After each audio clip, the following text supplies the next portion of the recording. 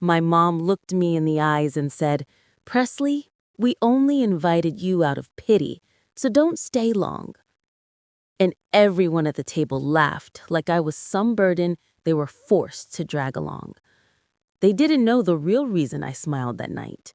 They had no idea what I was about to do to their perfect little world.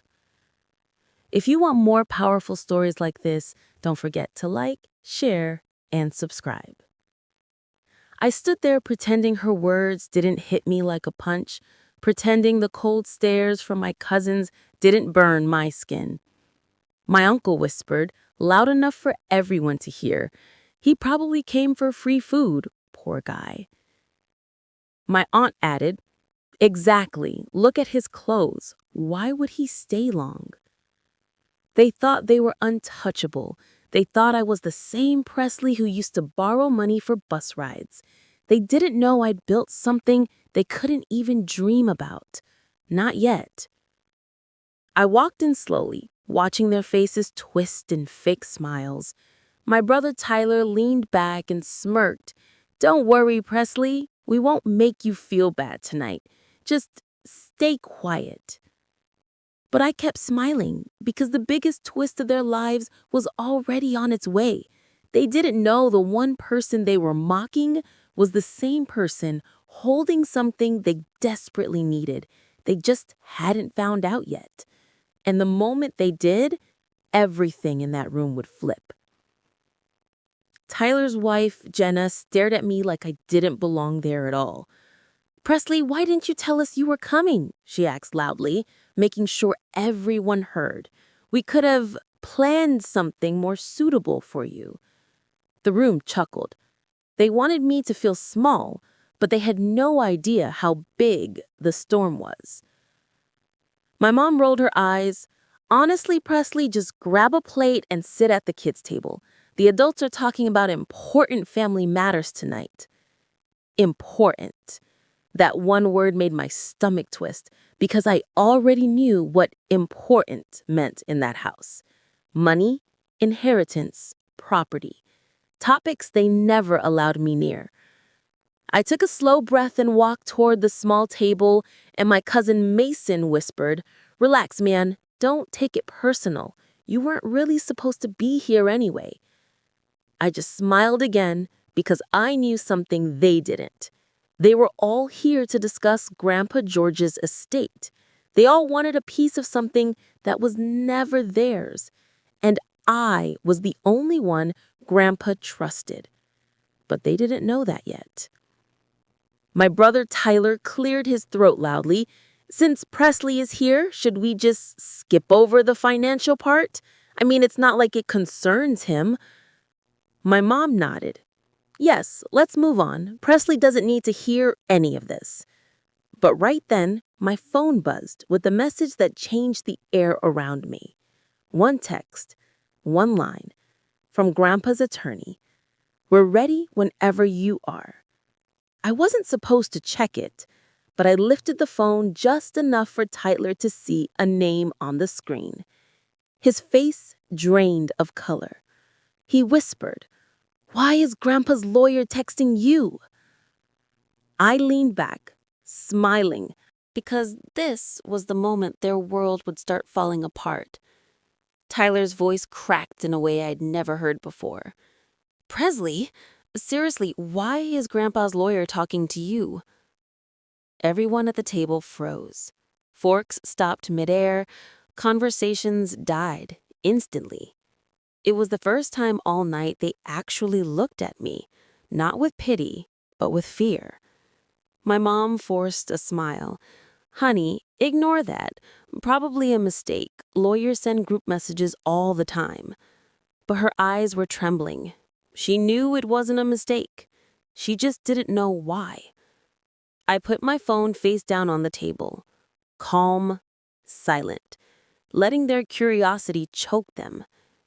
Jenna leaned forward. "Presley, you don't even visit Grandpa. Why would he contact you about anything important?" Her voice had lost its confidence. I shrugged. "Maybe you should ask him," I said softly.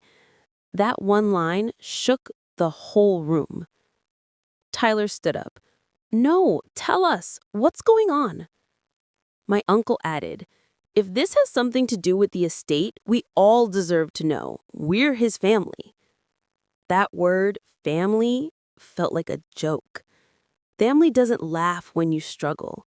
Family doesn't invite you out of pity. Family doesn't talk about you like you're trash until they think you might be useful. I calmly reached for a glass of water, letting the tension grow thicker with every second. Then I said, Grandpa asked me to meet the lawyer last week. The shock hit them like a slap. Gasps, stiff backs, wide eyes. My mom's face went pale. You met him? Why would he call you? He never tells us anything private. I looked at her with a smile that finally wiped the arrogance off everyone's faces.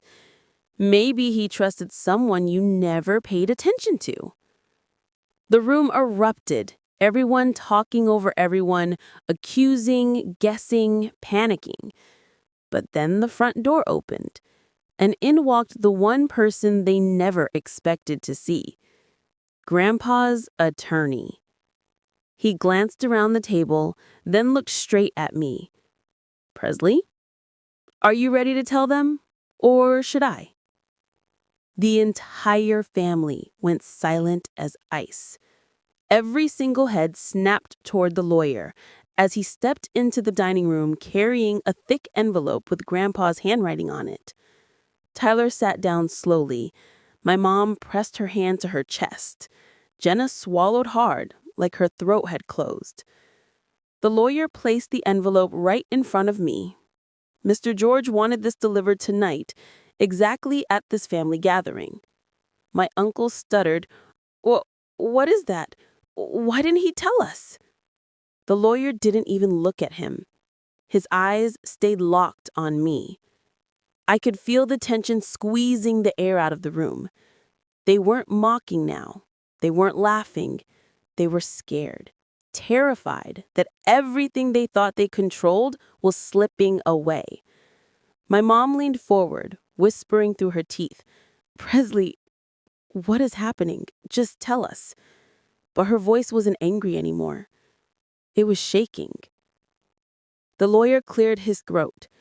Mr. George changed his estate plans before his surgery last month. He made a decision based on loyalty, honesty, and character. My aunt whispered, that means us, right? But even she didn't sound convinced.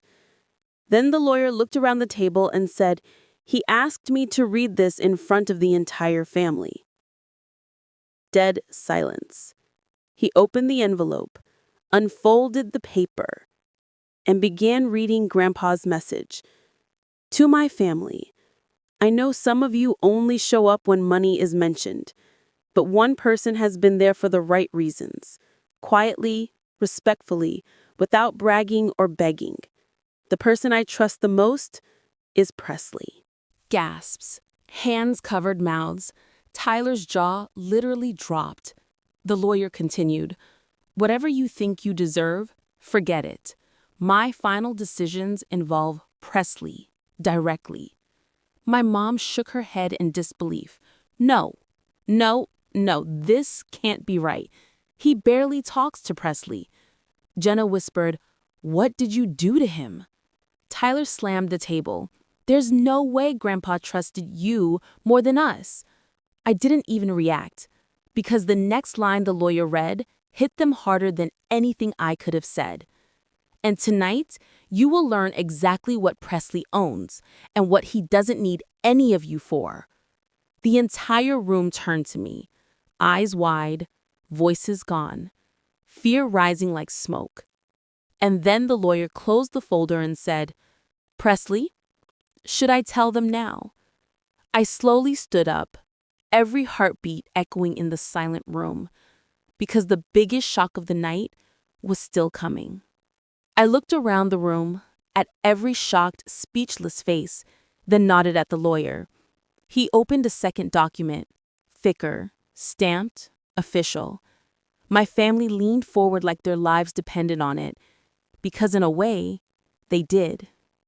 The lawyer spoke slowly, clearly, deliberately. Mr. George transferred full ownership of his company, Georgetown Holdings, along with the lake house, the farmland, and the investment accounts. My mom gasped so hard her chair slid back. Tyler grabbed his hair with both hands. Jenna whispered, "No, this is impossible." But the lawyer wasn't finished. He continued, "And there is one more thing. Presley is now the primary decision maker for all future family fund approvals, meaning nothing moves forward without his signature." The room exploded. My uncle yelled, "You can't control our money." My aunt cried, "This is a joke. Why would he trust Presley with everything?" Tyler slammed the table again. "He's not responsible enough. I cut him off. Calm, cold, confident. "I'm the one Grandpa trusted because I never treated him like a bank. I showed up when no one else did. I helped him when you all ignored him. And he wanted to make sure the person with a real heart led the family." My mom's voice cracked. "Presley, we didn't mean to make you feel small tonight." I smiled softly. "You meant it every word, but that's okay, because I don't need anything from you anymore." The lawyer handed me one final item, a small keychain, my grandpa's, his initials engraved. "Your grandfather said you'd know what this means," the lawyer said. I did. And the entire room watched as I walked toward the door. Tyler stood up. "Presley, wait, we can talk. We're family." I turned back one last time. "You only remember I'm family when you need something. But tonight, you showed me exactly who you are. And trust me, Grandpa saw it long before I did." I stepped outside into the cold night air, the door closing behind me. Inside, they were fighting, crying, blaming each other. But for the first time in my life, I felt free. And as I walked to my car, staring at the keychain in my hand, I realized something. They invited me out of pity, but I walked away with everything they ever wanted and everything they never deserved.